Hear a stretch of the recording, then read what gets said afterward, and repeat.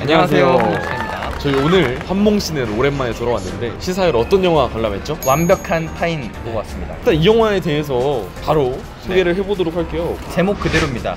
완벽한 타인. 사람들이 솔직히 잘 안다고 치더라도 완전히 다 알 수는 없잖아요. 그렇죠. 우리끼리도 우리끼리도 잘 알 수가 없죠. 그런데 정말 우리가 다 안다고 생각하는 친구 사이에도 그리고 부부 사이에도 서로를 잘 아는가, 그 모든 것을 알고 지냄에도 서로를 용인하고 살 수 있는지, 그거에 관한 그런 영화입니다.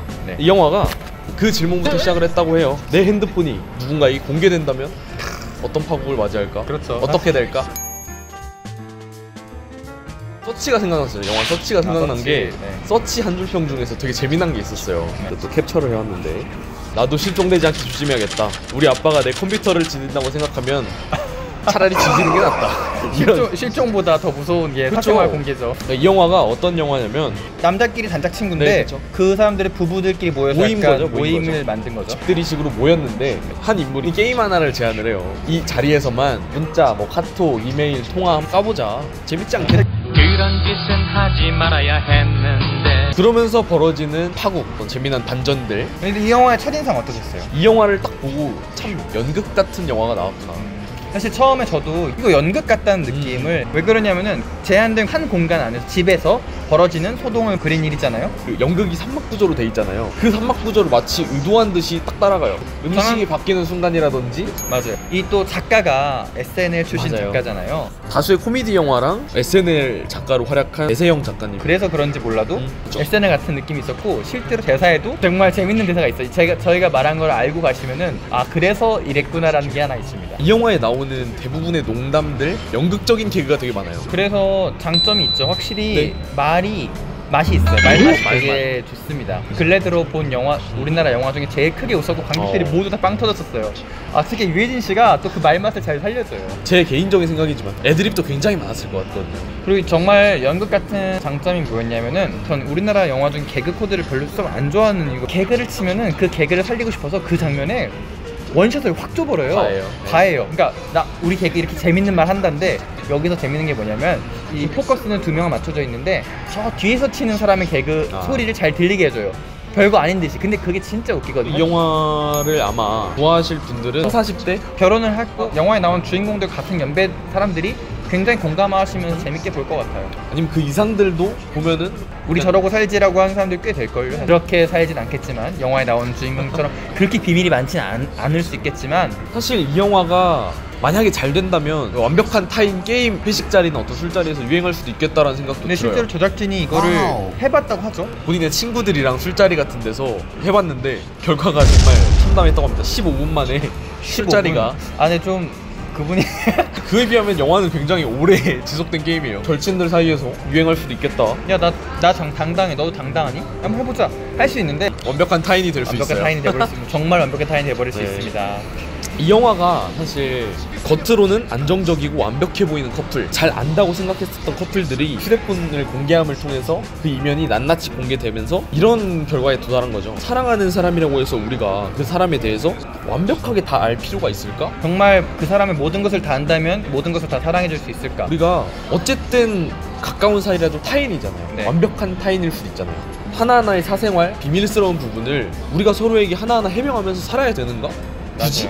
그리고 약간 저는 그게 또 오만이라고 생각을 해요. 내 모든 것을 까고 네 모든 것을 깠을 때 우린 서로 사랑할 수가 있어. 어떻게 보면 가장 위험한 질문일 수도 있는 게 당신 뭐 숨기는 거 있어? 있지. 그게 근데 정말 숨겨서 안 될 걸 숨기면은 잘못을 해서는 안 되겠지만, 누구나 사람은 비밀이 있다. 영화에서 되게 직설적으로 나오는데 누구나 좀 말하고 싶지 않은 부분이 있을 수 있죠. 어쨌든 타인이니까 우리는. 맞아요. 영화 초반에 어린 그 친구들 보여주고 이 사람들이 커서 이렇게 만났다라고 보여주는데, 결국은 어른들의 수다스러움, 어떻게 보면 아이스러움을 보여주고 있다고도 생각을 해요. 약간 비하인드 스토리인데, 이 영화에서 휴대폰이 많이 나오잖아요. 공간도 한정되어 있는 만큼 휴대폰이 굉장히 중요한 소재인데, 그래서 제작진들이 휴대폰 디자인도 신경 많이 썼다고 해요. 그것도 있잖아요. 되게 그 전화로 음성으로만 들리는 까메오들도 장난 아닙니다, 여러분. 목소리 듣고 맞춰보세요. 되게 재밌어요. 그것도 재밌어요. 우리도 누구다 약간 이렇게 나는 그 남자는 모르겠어. 마지막에 엔딩 크레딧에 나오니까 아까 화장실 가시느라 누구 나왔어? 되게 신기하네요. 아쉬운 점 한번 얘기해보도록 하겠습니다. 저는 제일 아쉬웠던 점 2위는 뭐였냐면은 아쉬운 점 2위는 아무래도 연극 같은 느낌이 들다 보니까 이게 아까 장점도 많이 얘기했는데 아무래도 좀 힘이 좀 조금 떨어져요. 그러니까 더욱더 좀 박진감 있게 가야 되는데 중간까지 이게 재밌다가 장소가 계속 변하지 않고 똑같은 데서 일어나는 일이고 예상한 대로 흘러가니까 조금 뻔한 부분도 없지 않아 있었다라는 점. 나오면서도 얘기했는데 연극으로 각색이 된다면 더 편하게 더 재밌게 볼 수 있겠다라는 생각을 했어요. 또 이제 연기의 맛도 더 생생히 느껴지고 하니까.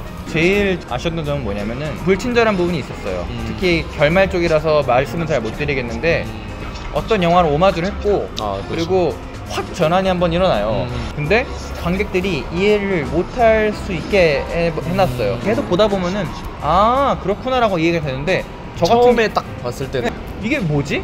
이게 무슨 얘기지? 라고 순간 생각이 들었어요. 저 같은 경우 생각한 아쉬운 점은 SNL식 농담? 한국 정서와는 조금 불편할 수 있는, 좀 듣기 거북할 수도 있는 농담들? SNL식 개그? 약간 좀 19금 개그라든지 그렇죠. 약간 서로 성역할을 가지고 하는 개그라든지 그런 그렇죠. 것도 있어요. 최근 들어 우리나라에서 좀 더욱더 민감한 사안이죠. 저는 딱 이 영화의 그런 농담들을 보면서 이런 생각을 했어요. 그냥 딱 철없는 농담들이구나. 그렇죠. 두 번째는 그 연기 톤이 연극적이라고 했잖아요. 네. 그러다 보니까 스크린으로 이걸 보기 때문에 조금 MSG가 과하지 않나? 다소 인물들의 톤이? 처음에 좀 그런 생각도 들었어요. 단체 조울증 걸린 거 아니야? 저 같은 경우는 이 영화가 많은 관객들을 대상으로 한다기보다는 30, 40대 이상 오래된 연인들? 마녀 사냥이나 아니면 SNL 좋아하시는 분들은 이 영화를 되게 좋아하실 거라고 생각을 합니다. 그렇죠. 네, 우리나라에서 흔히 볼 수 없는 색들도 있고 그렇죠, 그리고 되게 적나라한 부분들도 있기 때문에 좀 사이다 같은 부분들도 있어요. 약간 좀 쉬쉬하면서 넘어갔던 부분들을 왕창 까버리는 영화라서. 이 영화가 또 비슷하게 한국에서도 리메이크가 되지만 프랑스에서도 비슷한 소재로 개봉을 하더라고요. 그래서 오히려 프랑스 영화의 감성과 더 어울리는 소재가 아닌가?